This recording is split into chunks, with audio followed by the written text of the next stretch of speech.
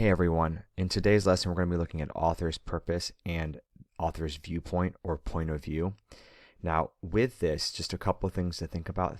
Whenever you think about author's purpose, point of view, viewpoint, a work of writing in general, ask yourself the question, who wrote this and why did they write it? Because every author, everyone who writes anything, makes anything, they always have a reason for why they did it. And they also, with that, have an opinion about it. So looking at point of view, which can also be known as viewpoint, this is what the author thinks, feels, or believes about a topic. Most of the time, this is the author's opinion about the topic. And then in a second here, we're going to go into the different ways that authors write. And depending on how they write, depending on the reasoning why they wrote what they wrote, you might fall into now their opinion becomes more clear because of that. So when it comes to purpose, there are three main purposes that we will see. It's essentially the main reason an author writes a text. At its base, the reason could be to inform, to persuade, or to explain. And then with these three, this is where the viewpoint comes into play. Because if I want to inform you or persuade you or explain something to you, my viewpoint on that subject matter might shift and might change. So looking at that, right, how to identify, there are the three types, right? How to identify informational, you will learn something from the text. So my reasoning for writing it is to teach you something. You will see characteristics, facts, and details, information about events and or people. There is no hidden goal. The author just wants to teach the reader. So if I was to inform you where Chick-fil-A came from, how it started, if I were to inform you about Taylor Swift's career, if I were to inform you about the history of the NFL, all of these articles, if we found them, are solely based on just informing the reader about something. Essentially, you are learning something you didn't know. And this is why I'm talking about when you write your summaries, when you do writing like this, when you write to inform, you have to leave out, or you have to do your best to leave out your bias. And it is hard. It is not easy to leave out our opinions about certain things. If we love the NFL, part of it's going to come out in our history of the NFL. If we hate Taylor Swift, part of that might come out in trying to inform readers. Now, in my opinion, the easiest type of writing to identify and to do is persuasive writing. The author will want you to believe or support their position. The author's position will be clear. They're going to either be for something or against something, and the author will include facts and information that support their opinion. So just because it's persuasive does not mean it does not inform something. It could still inform you about something or teach you something, but when they are informing and when they are teaching, they're using it for that goal to persuade you. And this viewpoint to me is always very obvious. There is a hidden agenda that's there for you to try and get you to agree with them. The most clear and concise and easy to identify when someone is trying to persuade you is when politics are involved.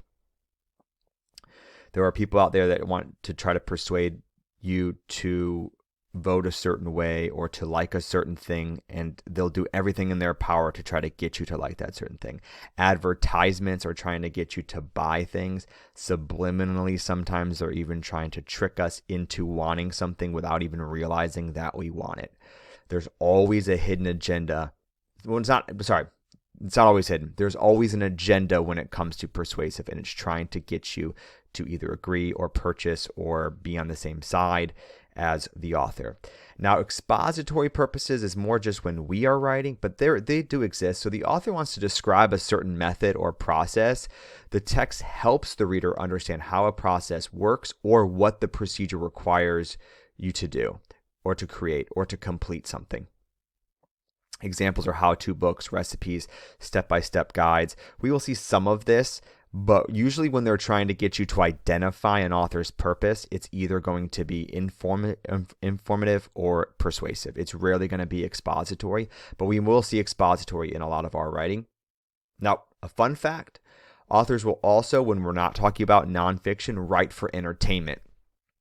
Authors all fiction authors, whether they have a hidden agenda or not, they are writing to entertain, and that's what fiction is. So if you find fiction, this is the second video in a row my dog's decided to go off. When it comes to fiction, they're always going to be writing to entertain. But just think of when you're reading about it, when you're trying to be informed or trying to be persuaded, if an author is entertaining, if they're funny, if they're charismatic, if they tell you a cool story as they're going through it, this sometimes can work to entertain you as well. That's part of the purpose, but the main purpose, you have to make sure if it's nonfiction, it's not solely just to entertain you. There is another agenda. Okay. They're just going to keep going. So how do we determine the author's point of view and purpose? Now with this, these are steps that we already do. So it's just, you'll notice we're just continuing those steps, right? So step 1 here, actively read the text, which we were already doing when it comes to main idea. And so as we look here, highlight information, facts, and important details. So let's drag and drop. Well, you're not going to be able to drag and drop, but you type out for me, where do you think each one of these would go? Article 1, Article 2, and Article 3. So tells the reader how to become a Twitch streamer, tells the reader what Twitch is and provides statistics on its streamers and viewership, tells the reader why streaming video games on Twitch is better than streaming them on YouTube. And you can just do 1, 2, and 3 for me, okay? Hopefully you've had a chance to do it. Pause my video if you have not. And of course, persuasive will be 3, informative will be 2, and expository will be 1. Now moving forward here, reflect and think about why the author is sharing this information. So why do we want each one of these things? He's just not stopping. Sorry for the barking, everybody. Now, same thing we've already been doing, the text structure, right? This text structure thing keeps coming back. And what I want you to do here is look at these 5 at the top. Where could each one of these goes? So after you read, ask yourself, how did the author structure the text? We were already doing this. So these steps just go hand in hand with your main idea, okay? So drag and drop each one of these. I'm going to run out of video time, so I'm just going to keep moving forward here. And then step 3, these text features will emphasize the author's main point. We've seen text features before as well, maybe with main idea. So again, we're just continuing to put all of this together. Review your notes. Ask yourself, what does the author think about the topic? This will be the viewpoint, the point of view.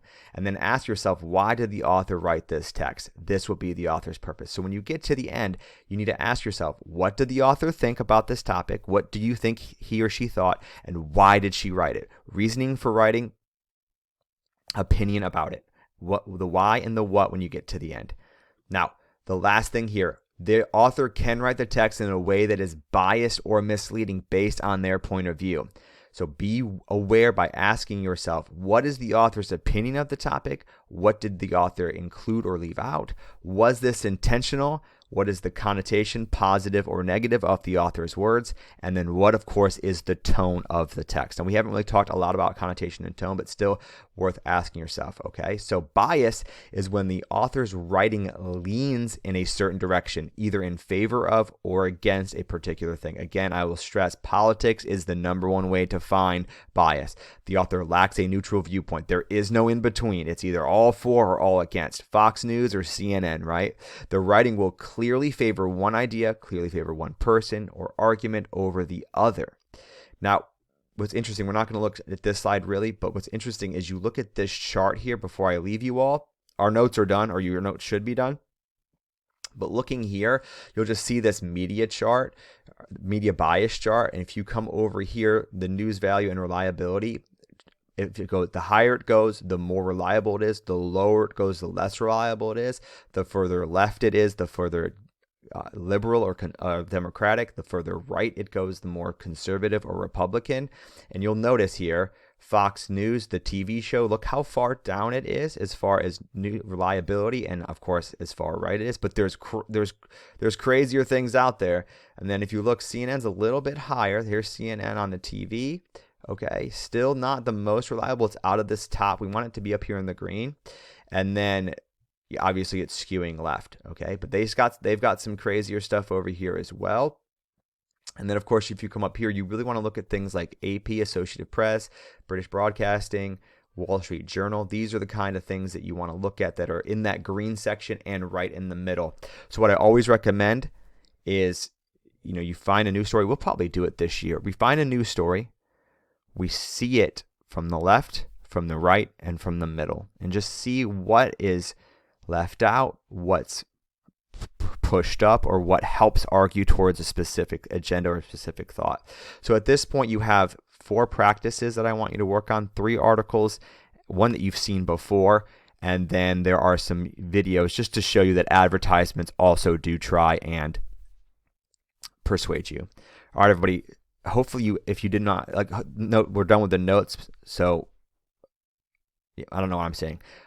I will see you all in class. Let me know if you have any questions. All right. Bye, everybody.